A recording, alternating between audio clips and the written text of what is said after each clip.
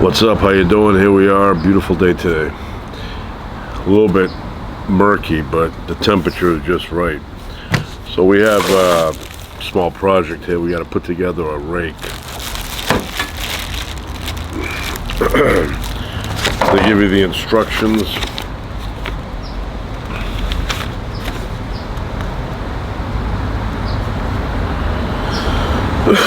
So does not look complicated. And so we start with step one. Step one, you need this part. Step one. And this part. Hey, birds. So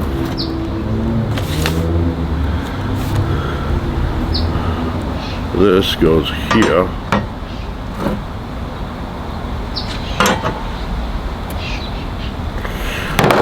And we have the screws here.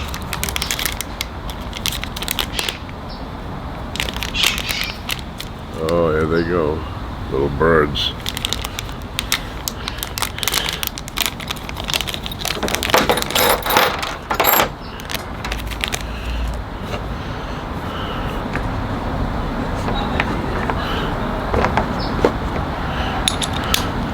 Little ratchet.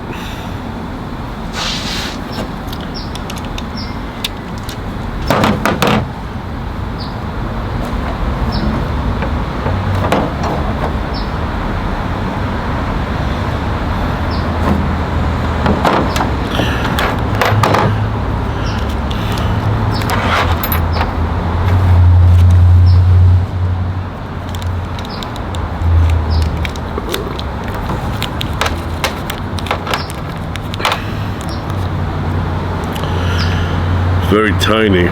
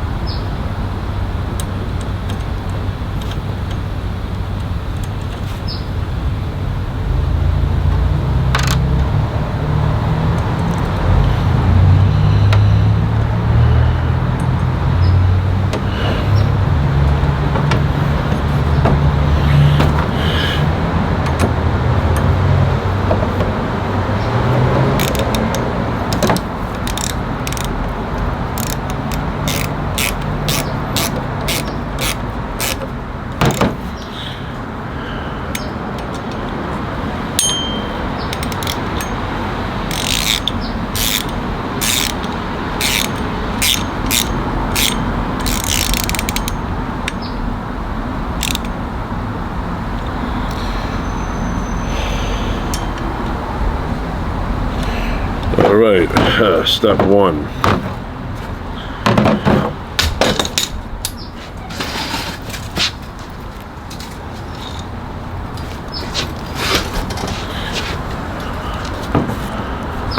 Step two.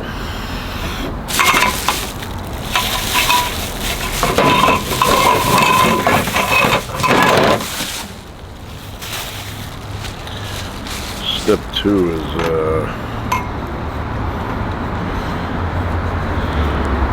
this one here.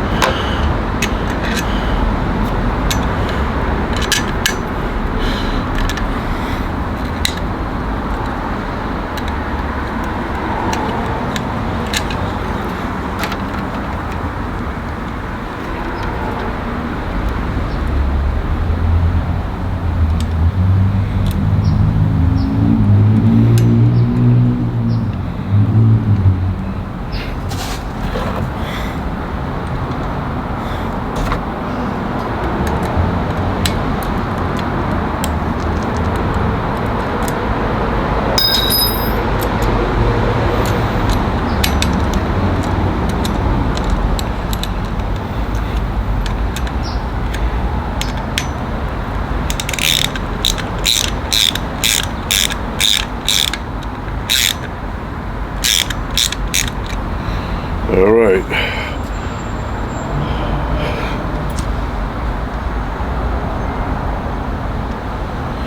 And now, I guess you just screw them in.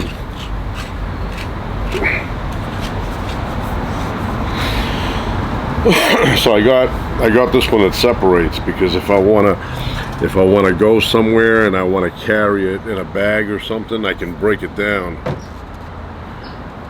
You know, or I can make it shorter or longer as I wish, right? And it's all made out of metal. I could leave it this long, or I can make it really long, like Will Chamberlain size.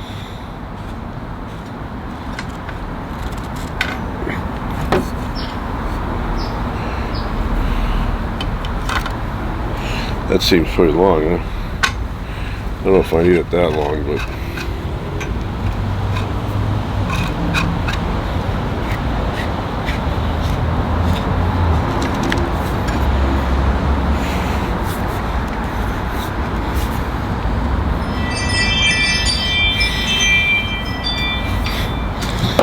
All right.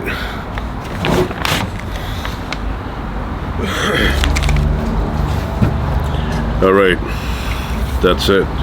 Look at that, very long. I could take that one off and lower it down a little bit. But like I said, I got this because if I want to carry it, this will fit in the bag. I can just separate it, you know, take it apart.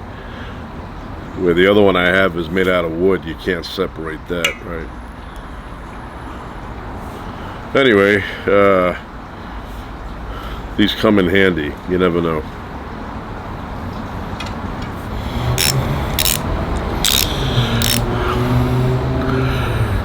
Craftsman. They make good ratchets. I like that sound. Anyway, when I was a kid, my father had this mechanic he would use. This guy had a shop, and it was mechanic shop. He had auto body and who knows what else was going on in there. So one time my father's radio from the car was stolen. They got into the station wagon, they took it out. My father went in there and he said somebody took the cassette player. And we used to listen to a lot of music, so we went to this guy. His name was Terry, but some people put an S at the end with an accent. So he went down and he told him what happened, and he goes, I can get you a radio that goes into a platform, and then you can remove it at night and take it with you so nobody can steal it. So we got one of those, and my father would take it out at nighttime and put it into the basement. Well, after some time of doing that, he kind of said, well, what's the point of that? I'll just put it under the seat. Nobody knows it's there, so if they look in the car, they won't see a radio, and who's going to know it's under the seat? So that worked fine. They never stole the radio again. And then one time, I was really small. We ended up going to some place, and somebody poured milk into my father's gas tank. We know who it was, but I'm not going to mention it here. So we had to get the car towed all the way down to this guy's shop, this Terry guy, and brings it in. My father says, okay, won't start. So after some examination of the car, he told my father, somebody poured milk into your gas tank, your line is full of milk. So they drained it, cleaned it all out, and the car was fine after that for another decade. But in that period of time, my father would go down there once in a while at the beginning, and he would say, I need some brakes. Can you do it today? And the guy always would say, sure. Can you do it by 3? Sure.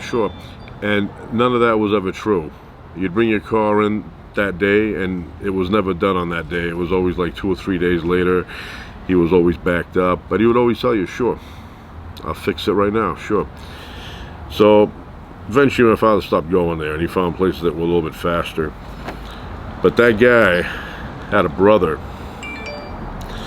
and that brother was a barber cutting hair. And when I was a kid, my father would take me with him, he would say, hey, you know, let's go get a haircut. So on a Saturday evening, we'd get in the station wagon and we'd take a ride to this guy's barbershop. And we would always go after it was closed. So my father would call up and he would say, hey, I want to get a haircut today. Are you available? And the guy would say, yeah. My father would say, what time you close? And he would tell him, I don't know, 6 o'clock. So we would get there like 6:10. I mean, it was all arranged. The guy knew. So he'd lock the door and it was just me and my father in there. And then he'd pull out a chair for me, one of those baby chairs to sit on because I was that big. And he'd cut my hair. And then I would sit down and watch him cut my father's hair. And then they would start talking about, you know, different things like politics. Well, that guy owned or ran that barbershop up until recent years. He's probably like 84 years old now. But I used to enjoy going there when I was a kid. And his name was Jimmy. They called him Jimmy or Jim. Nice guy. Sometimes I feel like going, you know, to his house, calling him up and saying, hey, can you give me a haircut for old time's sake? I'll videotape it. But he's not close to me now, so. But yeah, so it was two brothers there. One guy was a little bit sneaky with his businesses, you know. He did things, you know, undercover things, you know, to cars, and this is way back in the 70s, so anything he did, the statute of limitations is expired. But we knew both of them. And they were nice, you know, nice people, but, you know, the haircut guy was a little bit more decent when it came to giving his word on things, like finishing a haircut on time. So anyway, today, it's a little bit murky. Not bad, I mean, it's warm out. And I don't know what we're gonna have for dinner tonight. We haven't decided. It'll probably end up being takeout. So that's it for now. I may be back later, I don't know, maybe. All right, ciao.